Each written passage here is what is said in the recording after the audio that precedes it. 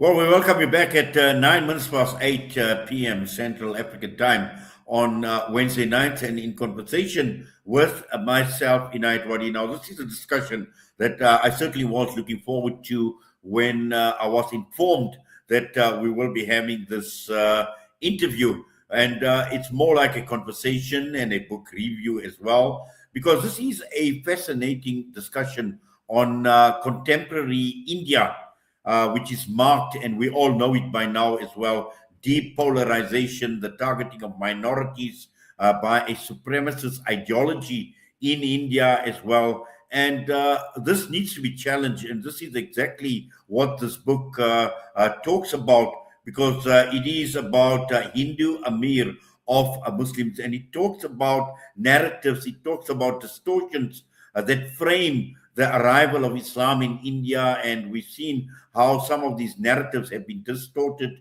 and talking about invasion, about destruction, about religious hostility, and all of that with my guest this evening, author and historian Dr. Abbas Panakkal, who is in South Africa as we speak right now, and as we await Dr. Abbas to join us on screen to welcome him to the discussion. Dr. Abbas, Assalamu alaikum wa rahmatullahi wa barakatuh. Welcome, and an absolute honor to have you with us right here on Salam Media.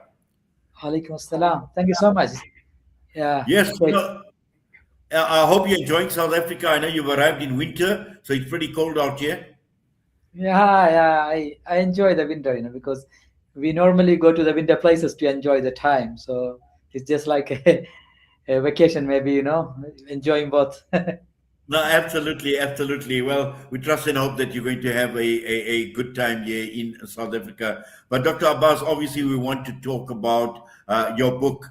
And obviously, it's got an interesting title as well, The Hindu Amir of Muslims. And that is something that normally catches my eye very clearly when I'm talking to somebody who's authored a book. And just to understand the thinking behind the title of this book, Hindu Amir of Muslims.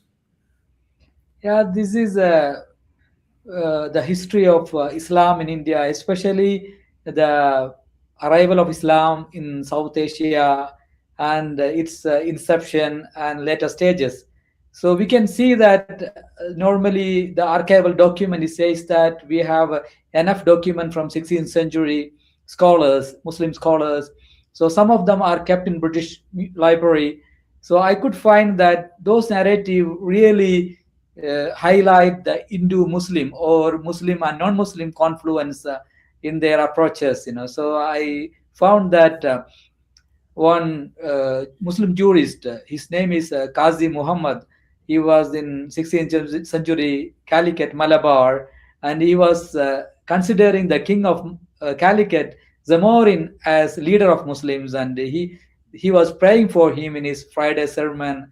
And he was considered as Amir of Muslims because he was allowing Muslims to perform their religious duties and especially providing all facilities for imams and other people in the mosque and assigning them and giving land for them and also giving maybe salary for imams. These kind of supports were given to the Muslims at the time. So Muslims considered a non-Muslim as their leader. So I thought that in this new scenario, especially when there is disparities between the communities, we should highlight this. Well, certainly, and obviously, I think you've highlighted a lot. I haven't seen the book as well, but from what I've just seen and got an overview on the book as well, it actually touches on some very critical and crucial topics as well. And for me, I think the key issue here is the aims and the objectives behind the writing of the book and in terms of what the actually book deals with, particularly with regard to Indian history, which we know at this point in time has been long forgotten, but also there are efforts to erase a large part of Muslims and the history in India.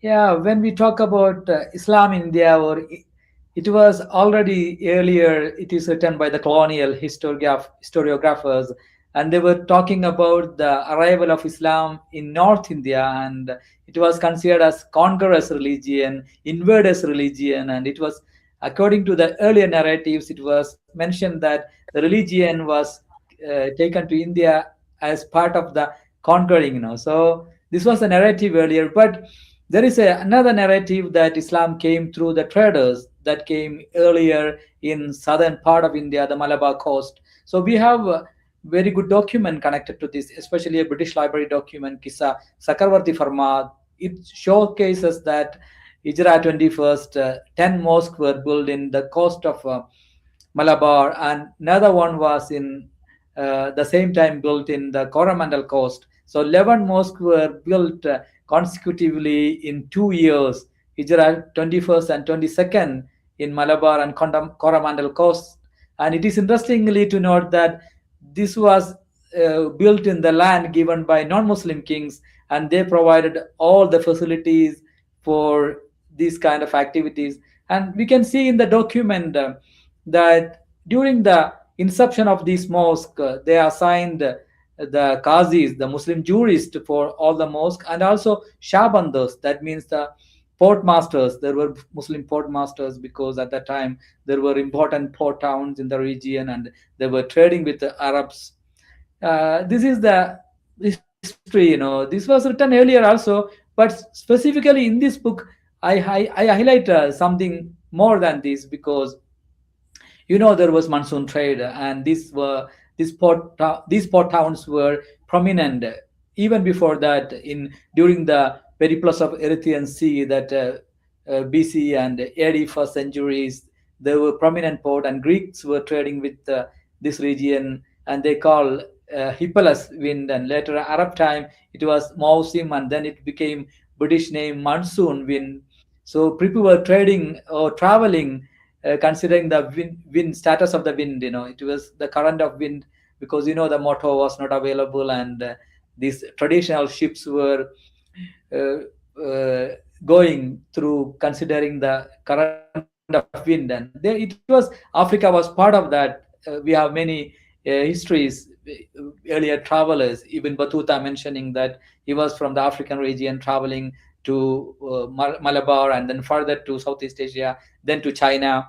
And we have Chinese travelers also. Zheng He traveled 7 times to the region, and he also took Malabar as his stopping point, and then he was further heading to African region. So finally he died in seventh voyage in Calicut. So these port towns were very prominent. And we know that during that time, somebody traveling, they have to stay, they have to live in the some locations. And if they are coming to Africa, or if they are going to South and Southeast Asia, they have to be there at least 3 to 4 months to get a favorable current of air, wind, to travel back. So normally these people will stay there, and they would create an enclave. So we could see that, when the people were traveling to there for different trading purposes, sometimes they will tell that we have a new religion, so they are Jews, and then later on they come and tell that, yeah, we have a new prophet there, we are Christians. And same like Arabs came there, they told that they have a new prophet over there, so they are Muslims. So these kind of enclaves were formed, and they were living over there. From this Hijra 21st proposed document, Sakravarti Farmad, this tells the story of a king seeing the splitting of the moon, and interacting with the travelers, and his travel to Makkah and Arabia. This is mentioning this document. So this document specific that during Hijra 21st, they build 10 mosque, 10 congregational mosque, and assigning 10 jurists during the time. So that makes sense really that there were Muslims before that. Otherwise, there is no need of establishing 10 different big mosques in the region. And it is specifically mentioned the land assigned to that. There were big land in the port cities assigned to this. And this really showcases some notion that there were enclaval Islam, or we can call that sojourn Islam, before this documented 21st century. This also I specified that I could also look into some other document, especially this historical narrative. So I went to the first mosque, so-called first mosque that mentioned Yeah. everybody assigned that India's first mosque in south southern part, So this is in Malabar. This is called Kodungalur Cheraman Mosque. I really looked into a traditional lamp in the mosque, because just like the lamp traditionally used in other worshipping places, non-Muslim worshipping places in India. So it is specifically mentioned that this lamp is dedicated to or given to the Eastern Mosque of Kodungalur. So from that, I decoded that the mosque name earlier was Eastern Mosque, and there should be a Western Mosque because further west of that region. So these kind of really old inscriptions I used for the narrative to showcase there were Sajjan Islam before the document.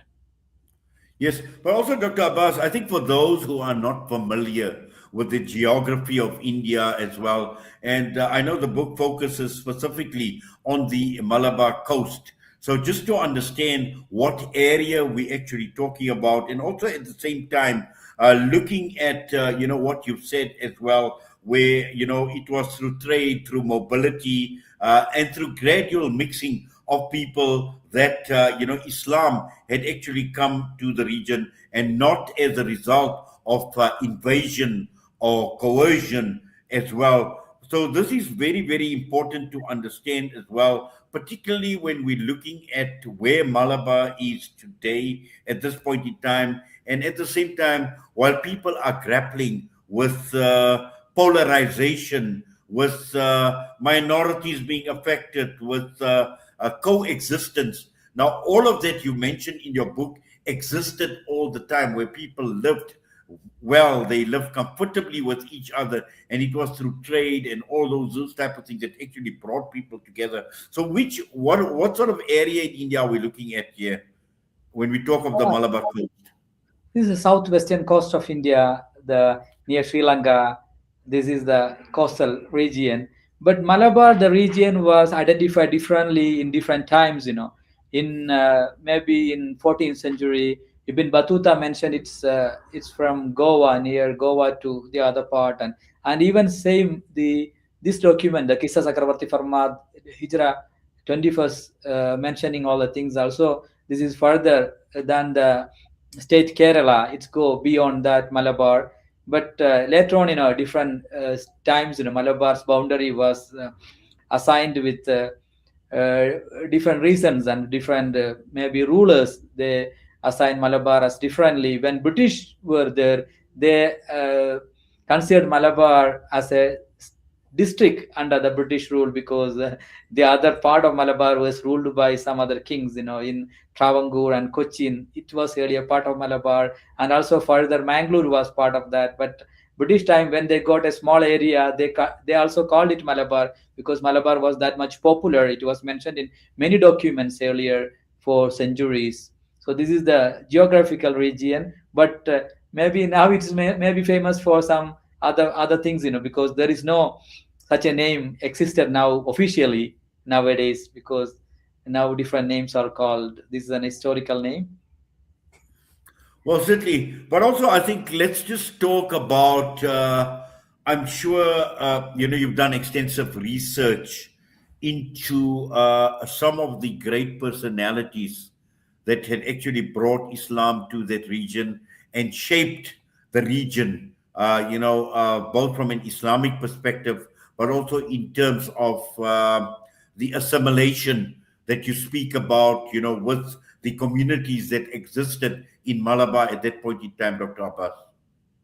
Yeah, I really use the word maybe integration and indigenization than assimilating, because it was never, we call, maybe, you also speak English, although maybe some of our viewers, they are from the native people, so it's never assimilated, but I call that it integrated, because it had its own uniqueness there, but it accepted the local traditions and other things, keeping the uh, Islamic values, but it never assimilated. That I would like to call it was integrating and also indigenizing, keeping the great values of the religion. So this can be seen in Kerala, or that we call a new name, Kerala or Tamil Nadu. These are the three states that the earlier Malabar still existing in these all regions, the Karnataka state also.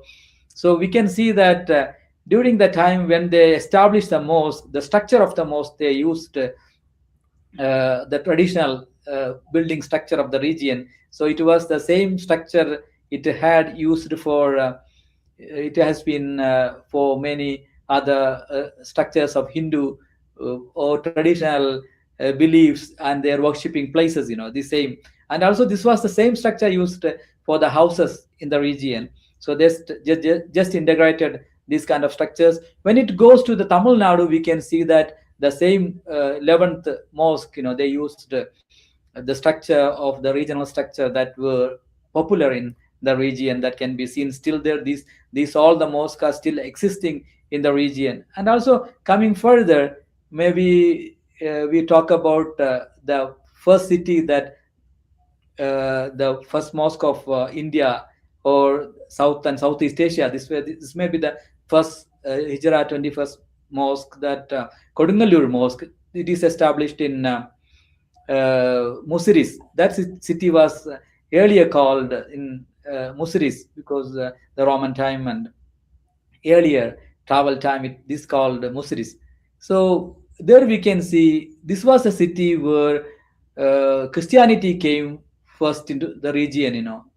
Then also Jewish also came in that same city earlier, and the first mosque of India is established in the same city. And it is important that the earliest or oldest working temple of the country itself is in this city. So this is very important in that case. So all religion have their first worshipping places in one city, that called Kodungalur now, but earlier it was Musiris in the earlier documents. So these were the prominent. Even I mentioned that in earlier Roman document, maybe Periplus of Erythraean Sea, that we can see how important were the region, how many port towns were in the region at the time, and it was also trading with the Greeks. Yes, and also I think when we're talking about coexistence, and also you speak about this in terms of interweaving Islamic and local traditions, saying that this was not incidental but aligned with the ruler's intent to sustain cooperation amongst the communities. And I think you make reference to a personality by the name of Tamuri Raja Yeah. and his conversion to Islam. And perhaps, if you just provide a bit more context and more detail into this, because I think this is extremely important for us to understand. Yeah, this is mentioned that British Library document that called Kissa Sakravarti Farmat. This is one copy of this kept in British Library. I could find that during my research, I found another 3 identical copies from the region, especially the personal libraries of scholars, earlier scholars, some 19th century scholars, they kept some of the copies. Those copies also manuscript copies, and I could also find another 3rd copy from a mosque in Madai with the help of our friends. So this is clear. This from these documents, it's clear that this narrative were very popular among the people. And this also mentioned some of the Portuguese Barbosa's documents, and also the writings of the traditional, maybe the elite Brahmanical documents of the region, also mentioning the same story of king's acceptance of Islam. So this history says that I mentioned earlier, the king happened to see the splitting of the moon, and they documented it in their official records of the kingdom. And they were trying to find what happened on the day, and they asked to many travelers who were passing the region, and one traveling group, they explained that about the prophet and his great miracle of splitting of the moon. Then king expressed the intention to travel and meet the prophet. So these group were traveling to Adams Peak in Sri Lanka. On the way back, they agreed that to take the king also with them. So before going, he went a few 7 days in exclusion, and he decided to uh, maybe giving his larger kingdom to his subordinates, and he assigned different chieftains to rule his region, and he left with this group to Arabia. And even non-Muslim document, I to mention that Brahmanical document that called Keralolpati, that specify that the king reached in Arabia when Prophet was at the age of 57. So same this document, the Kisa Sakravarti Farmad, also mentioning the same time and specific years.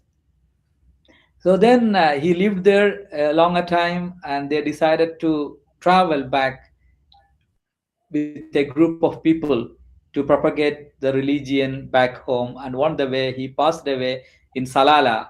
So this is now part of Oman, and still there is a tomb of this king in Salala. It's protected over there. And there are other beliefs also, because Salala has got same maybe geographical and climatical condition of the Malabar coast. So people believe like that. That has to be historically proven later on. But his Makabara, or his place is there. He's resting in peace in this region in Salala.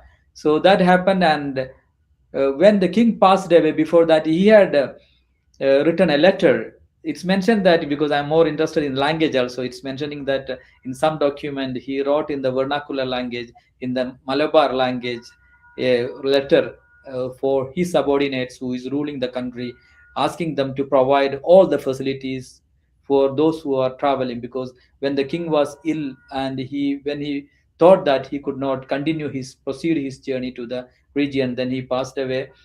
uh, these people, because in between also Prophet also passed away, and they all returned to Medina. And later on in Hijrah 21st, this group was traveling, taking the mission, because the letters were with them, and it was the mission they took earlier, and then they discontinued before because of the death of this king. And later on, they returned back because of the passing of Prophet sallallahu alaihi wasallam. And then they reached back in Malabar. Then the story continues. They are mentioning the 10 mosques and the places where these 10 mosques were established. And they're telling that there were two ships, and one ship went to Coromandel coast. That's called Malabar in Arabic.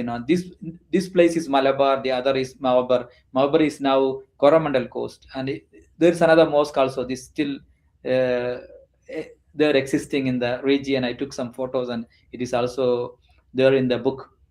So these are Okay. the stories, 11 mosques established during the time. And we can still see the name of these Qalis assigned jurists at the time, and their burial place also existing, some of the mosques inside or near to.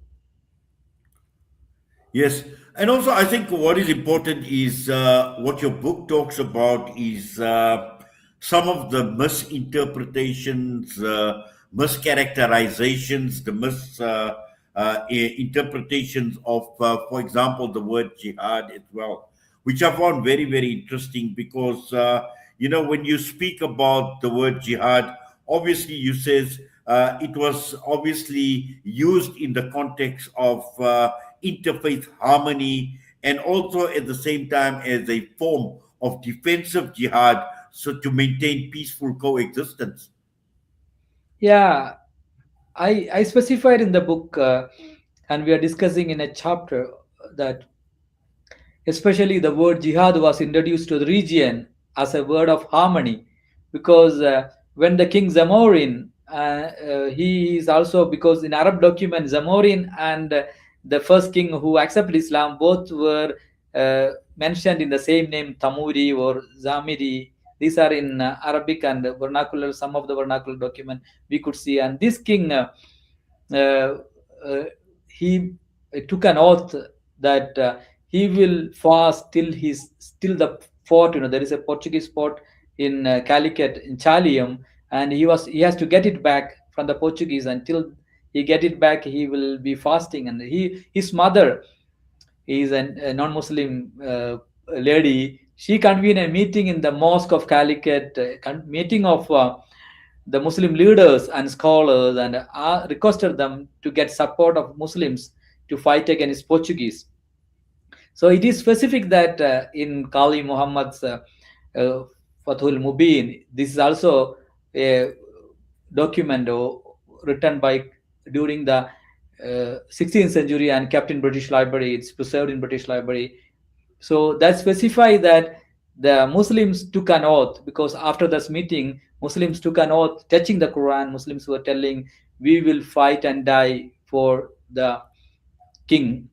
But hearing these non-Muslims of the region, especially Naya soldiers, they were the soldiers of the king. They told that the Muslims, you are minorities. We don't allow you to fight and die first. We will together march to the fort and we will fight and die together or win together.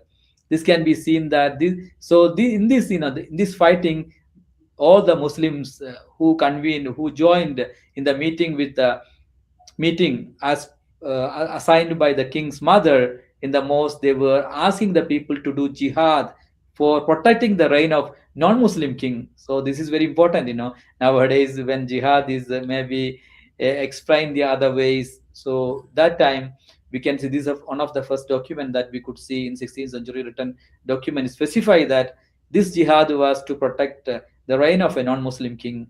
So this is specific over there.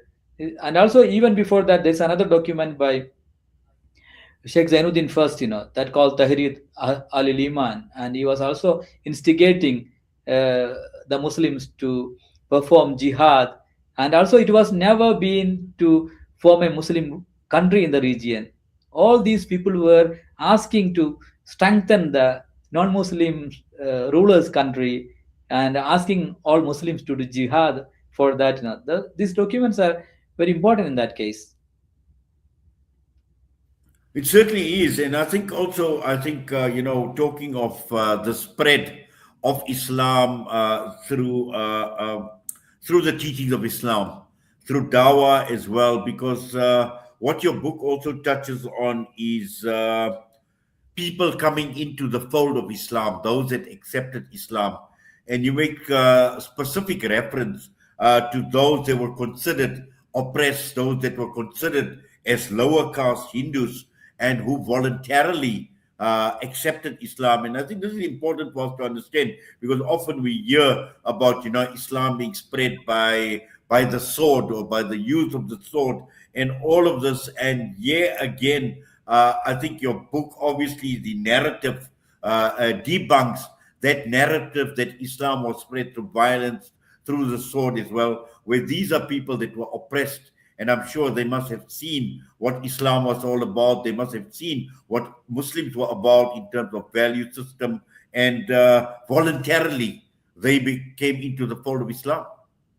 Yeah, because as I mentioned, this non-Muslim king, he was instigating or asking the people who were living maybe the coastal region at least to embrace one person in the house Islam, because at that time Muslims were only the fighting in the sea. They were a naval force of this non-Muslim king, So this non-Muslim had some bad omen of going to the sea and fighting, according to the religion.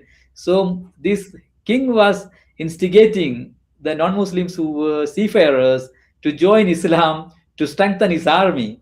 So this is interesting at the time, and there was no such kind of maybe disparities and this religious what is tension that we see nowadays, because they were supporting those who, and also it is specific in the earlier document. There is another book by Sheikh Zainuddin II, that Tuhfatul Mujahideen. So it's specify that who accepted Islam from the other communities never ever had any aversion, among from that community itself, because when non-Muslim accept Islam, there was no such kind of behavioral changes or behavioral issues from their families or friends from the earlier religion. And also it is specified that there is an instance, that we have to highlight, because the Islamic law was in practice in the country, and he's mentioning that if any Muslim commit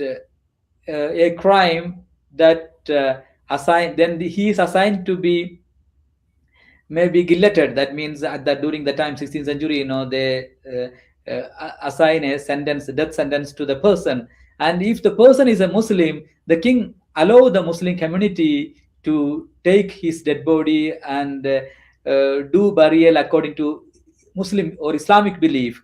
But the same document says that if this culprit or this sentenced person is a non-Muslim, the non-Muslim king never allow his community to take the dead body back or give him a ritualistic burial. And it is mentioning that that can be eaten by jackal or any stray dogs or something. So this is mentioning how the non-Muslim king was taking care the life of Muslims, and this is specified there in these documents. So such kind of interesting narratives are there during the time. Yes. Dr. Abbas, just from a cultural perspective, and this is important to also take note of in terms of the assimilation or, with Islam coming into that part of the region. I suppose, when one talks about lifestyle, when we talk about culture, we talk about everyday lifestyle, how people dress, what they eat, what their food practices are, and those type of things. Just, what have you uncovered in your research, and what does the book actually talk about this cultural exchange? Yeah, this is interesting because there is a big education institution established in 16th century Malabar that called Ponnani. The Ponnani itself was called the Makkah of Malabar because all these books, especially the first Zainuddin first, he prepared maybe the first book for the explaining the Sufism, maybe the tradition of Sufi in how it can be explained, especially in the regional context. As he was explaining that as the life of seafarer, because what is different terminologies in the Sufism, and he was explaining that to the seafarers and finding metaphors from the life of seafarers. And it is specific that the first, I mentioned that in the book, the first book of law for the non-Muslim communities, especially the Muslims who live in the larger non-Muslim society, that may be the 16th century book by Sheikh Zainuddin II. He has a Fatul Mu'in, and it is still translated to different languages. We can see that this is taught in Pesanthrans of Indonesia, and it was translated to Bahasa Indonesia and in Malayu it was translated, and this is still taught in Malaysia, Indonesia, because those communities are also very integrated. And this was taken from Malabar. This Malabar town, the Pannani, was called Makkah of Malabar. And interestingly, when this first Zainuddin first established a big mosque, in the region, because he was studied in Egypt, Al-Azhar at the time. Before 16th century, the Zainuddin first he went to Makkah, and then he went to Al-Azhar to acquire Islamic knowledge. That one. Then when he came back, he would be able to bring a artisan, maybe a architect from the Arab region, because there was such a connection with the Arab region. Arabs were always traveling to Malabar, and he also studied a few years in Al-Azhar, but he never ever thought of building a mosque in the Arab structure, architecture structure of the Arabs. But he was making a mosque in the regional architecture even after that, because we know that mosques were established in Hijra 21st. Then this is happening in 16th century, when the scholar got a better access to the region and he studied there and came back, established a replica of Azhar. That means not in the structure, but in case of the syllabus, he was bringing the syllabus of Al-Azhar and establishing that. And he at that time also he called that Vilakatirikal. I mentioned in the book, because convocation was very traditional. He believed that everybody has to be sit around a lit lamp, that with the wicks and other things, because this was very tradition of the land. People were using the lamp as a sign of knowledge at the time, so Muslim adopted it. But later on, maybe nowadays people tell that this is the maybe out of the frame of Islam, or some people maybe take it as a non-Muslim tradition. But we can see that this was integrated earlier, this was used, and this kind of integration can be seen in dress codes, and also even the name of the people, because we have Yemenis and other traditional earlier propagators, maybe in 19th century Yemen scholars, especially the from Hadramaut, from Prophet's family. There are Jifiris and different scholars. They came and they settled in the region, so they accepted the regional traditional names. Nowadays, Muslims are looking for having first name and second Arab names, but these Arabs, when they came there, they accepted traditional vernacular names for them as second names, or even the pet names. That can be seen that they are really integrated with the tradition and the food. And also this uh, text, especially the law book, that also helped to find some solution, because when I was looking to the legal tradition, I found that Islam was there even before the denomination of law coming to existence in the religion. Because as we mentioned, Hijrat 21st, the law, especially the qalis were assigned, jurists were assigned. So this region fully follow, when we go deeper into those kind of things, this region follow Shafi madhab. And according to Shafi madhab, it is karaha, it is not acceptable as much to bury the person so close to the mosque. But we can see the burial places even very close. Some of the tombs may be now inside the mosque because of the expansion of the mosque. But this 16th century law book, it says that it finds some solution to make it legalize the tradition that have been following traditions that used to be there in the region. So that kind of things are there. Even maybe now there is a discussion on that, whether a non-Muslim can be a partner of Muslims in the business. Sometimes some discuss, but in 16th century, this book told that it's acceptable, because otherwise the business was not much possible. It was not easy to thrive. So they are finding some solutions and some models from other legal text and incorporating it, and giving maybe some ways and some privileges to accept these kind of traditions. That is Yes. very specific in this text. Yes. Also, I think, Dr. Abbas, I think you know what you're saying, and in terms of the impact and also the links with countries like Yemen, Indonesia, Malaysia. There is a very, very strong link with Yep. Islam, obviously, coming to Malabar and these countries as well. But also to understand, and I've been to India, so I've been merely more to Gujarat because this is where my roots are in Gujarat, and I've been to Surat, and sometimes you talk to people about the history of Islam and how Islam actually came into Gujarat and into other parts around India as well. And I know that there are certain books that have been written about Islam coming to that part of the region. But is there a link? Is there a link between Islam coming to Malabar, to the coast of Malabar, and the spread of Islam into other parts of India? Yeah, I believe personally, because I mentioned in this book, the second chapter, the Sojourn Islam. So even all these coastal region were the famous port towns, because we know that Gujarat, those port towns were prominent even in the earlier time. So if you look in Periplus of Erythraean Sea documents, or you can see that all those regions were important at that time, because from there to South and Southeast Asia, uh, but need more maybe researches on that, and find. And there are some, because Professor Shakovi and Nadala Shukovi found some oldest mosque in the region, and they have written a book, and it was published uh, from Edinburgh University Press. And there are some researchers, and I think that we need also think of these enclaves and Sojourn Islam there, because as I mentioned earlier, people has to travel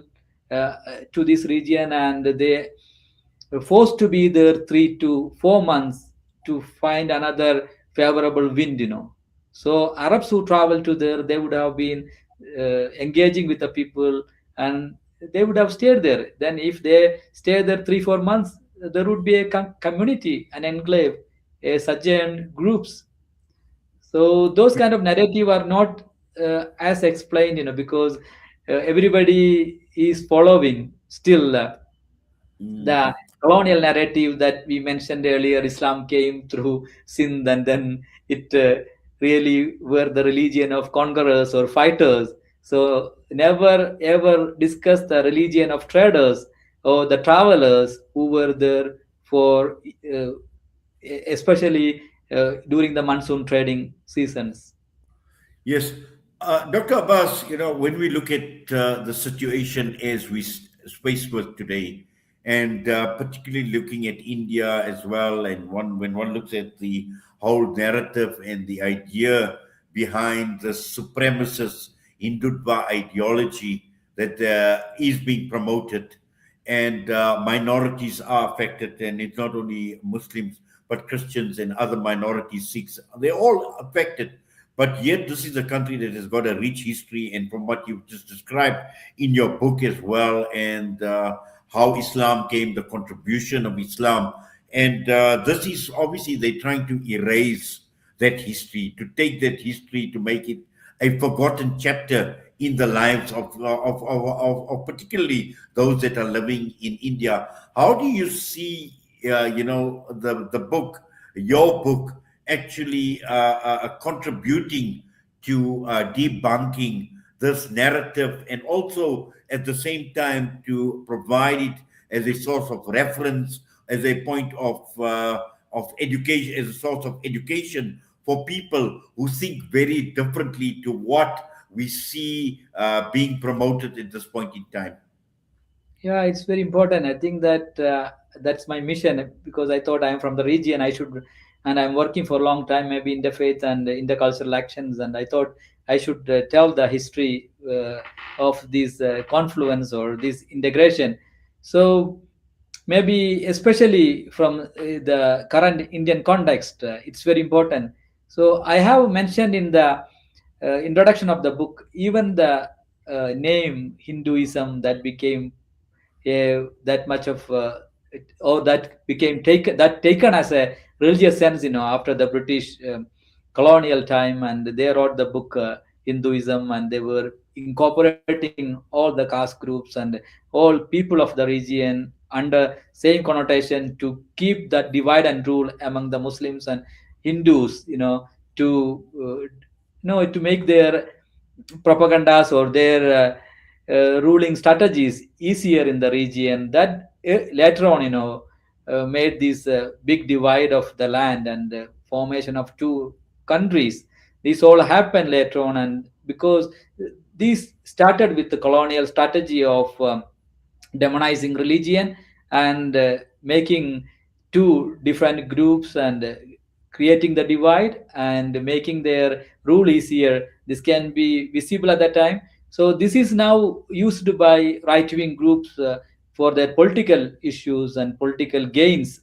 But we can see that there are other very good people who, especially the normal people of the region, India, they are living together. They are really embracing the differences, but politically, still, there is a big uh, move to polarize the people according to the religion. So through the book, I'm trying to tell that what history was talking, and how they were together, and there are many reasons and many points, historical evidences, to showcase that how different groups, especially Muslims and others, were coexisting in the region, which is according to the new narrative or colonial narrative, uh, is not highlighted, or it was considered as a misnomer according to the colonial narrative. And now the new political trends, maybe the right wings, they are taking this colonial narrative and showcasing it in this context. It's very important to showcase what was there and what was written during the earlier 16th century and before that. And the inception of the religion, especially Islam, is not what is taught by the British colonialist, but it has a very unique narratives, and it has to be upheld, it has to be taken over, and it will be a model for the next generation. Inshallah, we hope so, Dr. Abbas. Dr. Abbas, just finally, I know you're going to be in South Africa for the next few days. Are you going to be promoting the book here in South Africa? No, personally, I'm not promoting myself the book, because this is published by Bloomsbury, prominent publisher, the Harry Potter publisher. Their academic wing is published, and they have editions from all the continents. They published from India, they published from Sydney, I mean Delhi and Sydney, London, New York, and there are different editions is available everywhere.